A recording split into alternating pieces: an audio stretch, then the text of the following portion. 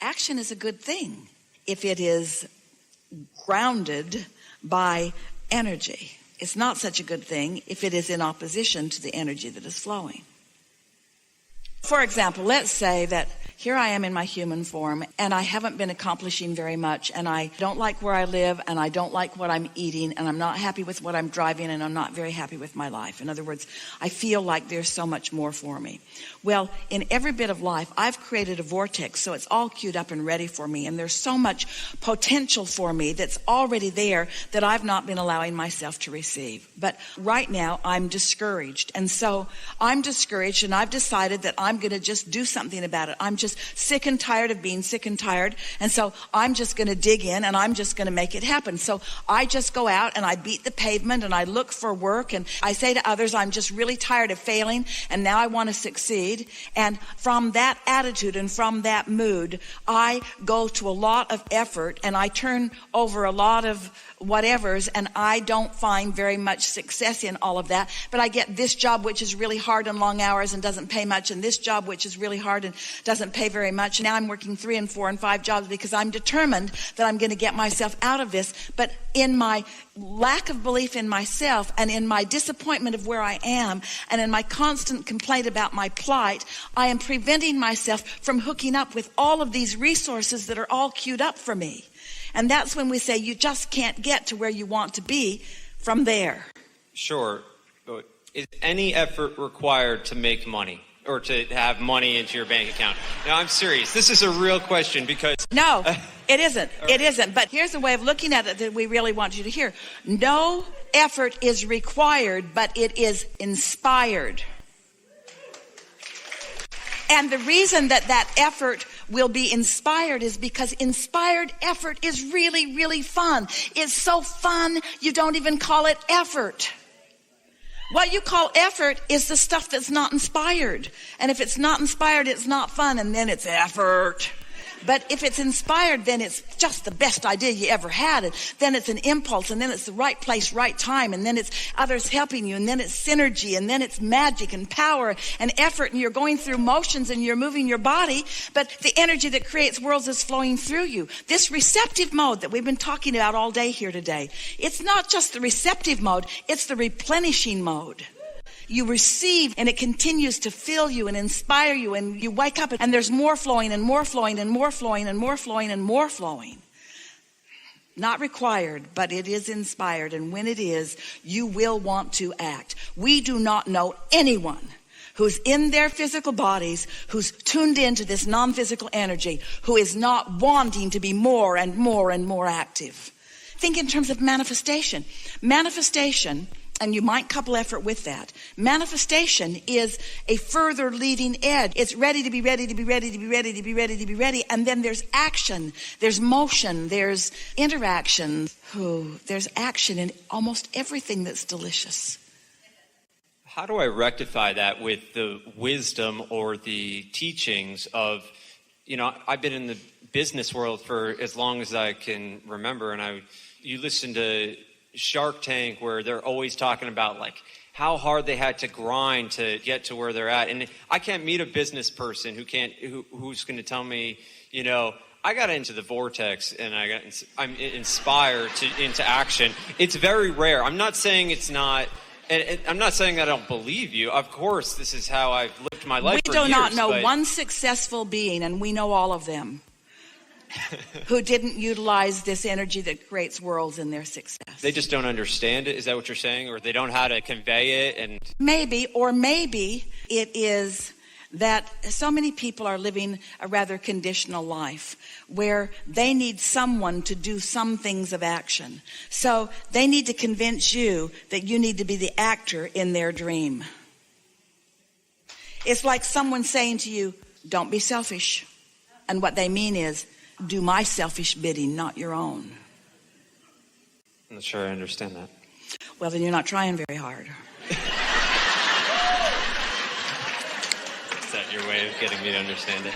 Well, we can see how you might not be able to relate it to the other things that you were asking about. So here's how it works. Life causes you to ask for a lot of things, and over time you amass really a wonderful vibrational start to manifestations. And these manifestations, the knock on wood realized ones, are more satisfying than these vibrational, what you might want to call babies or fetuses even. But they are there just the same. This beginning of what you want is there. When you contemplate how much momentum you had coming into this physical body, and when you realize that you're really on the right track when you want to turn thoughts to things, because you are a manifesting genius. Now, we've been saying you are the creator of your own reality. Now we're going to say it to you in a way that, especially you right here and now with the questions that you're asking and the way you're wanting to dovetail the action part with the energy part. So we're going to say you are the creator of your own reality and you are a master of manifestation. You are the creator of your own reality and you are a master of earthly manifestation, because the manifestation out here, this is the leading edge. In other words, it's nice to have these thoughts about your vortex, but it is so much more to bring those thoughts forward where you can experience them with all of your physical senses. And so we're just going to say it. It's better to manifest your dreams than to dream them unmanifested. All right? You are a manifesting genius. You are a deliberate creator. And so these are the things that have been tripping people up for a very long time, because you don't really realize how much energy is involved. You only realize the action part of it. So our whole body of work is to help you to understand what comes before the action part. Most humans want to skip the action part. Most people want to stand in the absence of something they want and proclaim that they want it, but they don't want to be ready to be ready to be ready to be ready. And then they miss the most important part. They miss the joy of discovering that and the joy of discovering that and the joy of discovering that. They just want the mark on the chart for the big bucks that are in their bank account.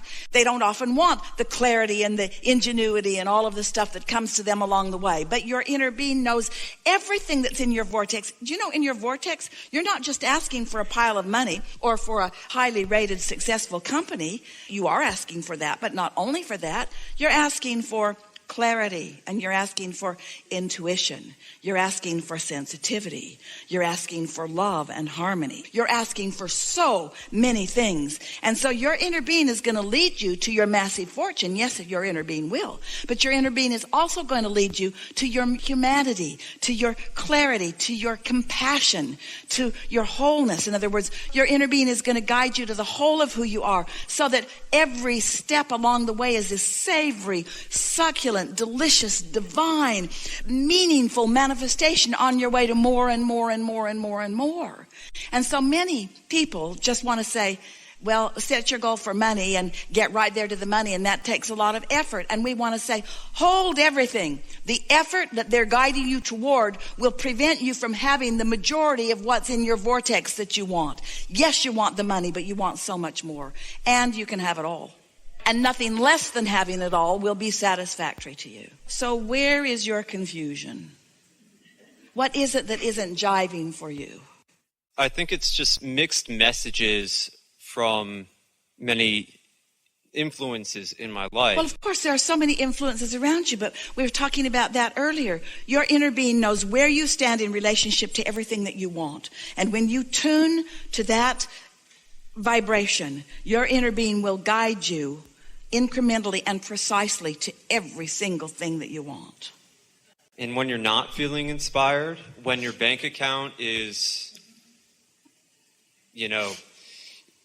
something that can cause fear within you, you look at it and you're saying, I don't know what's going to happen here. Well, keep looking at it and you'll hold yourself in that same vibration and it can't get better.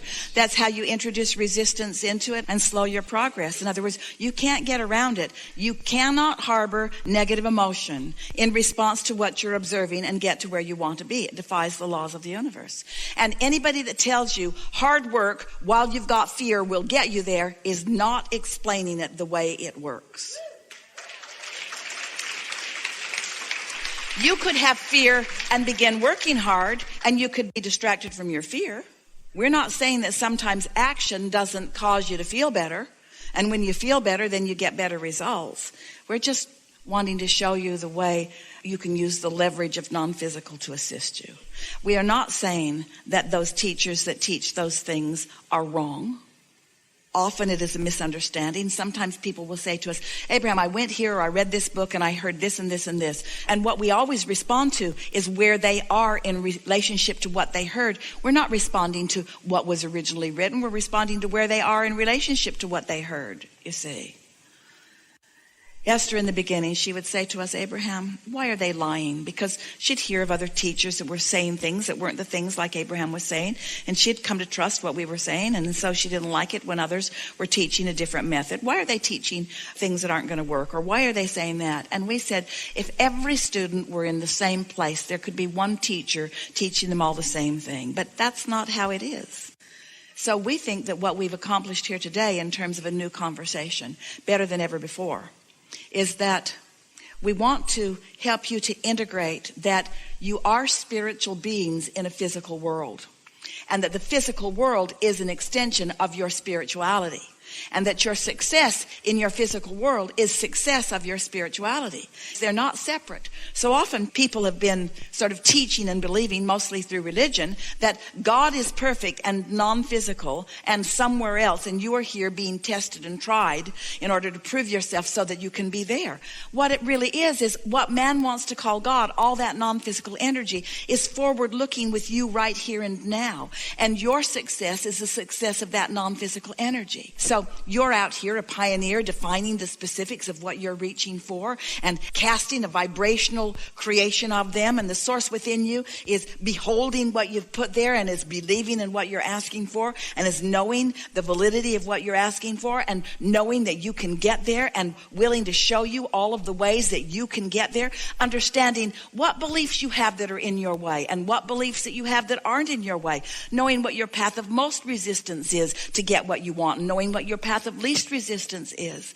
Sometimes your inner being will lead you to what feels like a problem to cause you to ask a big question that you need the answer to before you can answer the next. There's a whole sequence of things that you have to kind of understand. How often do you find yourself having been through something that you thought was troubling or unwanted, only to say, that's the best thing that ever happened to me because it caused me to ask for something that I didn't know that I needed to ask for in order to get there. But anytime, this is the bottom line of everything that we're talking about, and this is the big, big difference that we want to state unequivocally between so much that is being taught out there. Hard work and struggle does not lead you to alignment. And if you are not being led to alignment, you are not being led to the success that you are seeking.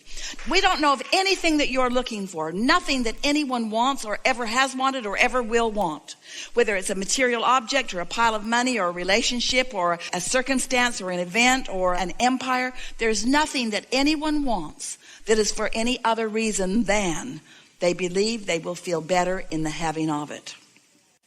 You are looking for the satisfaction of that. And if you will just let satisfaction take a more prominent role in what you're reaching for moment by moment, segment by segment, day by day, you'll click in to this ease and flow and legacy and blessedness.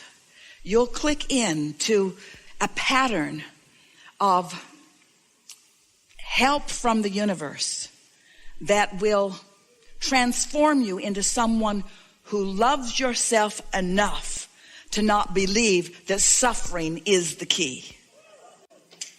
And when you let go of that, when you let go of that bogus taught by others who in some way benefited by your suffering, then you're free from circumstances that bind you. And then you're the uplifter that you were born to be. And then you're the teacher that you were born to be. And then you are the example of living happily ever that you were born to be.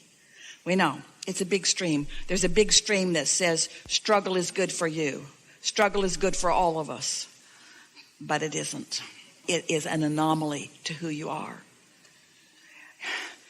Every thought within every particle of the universe, there is wanted and unwanted, or wanted and absence of wanted. And in struggle, there is discomfort, which means you're on the opposite end of the stick.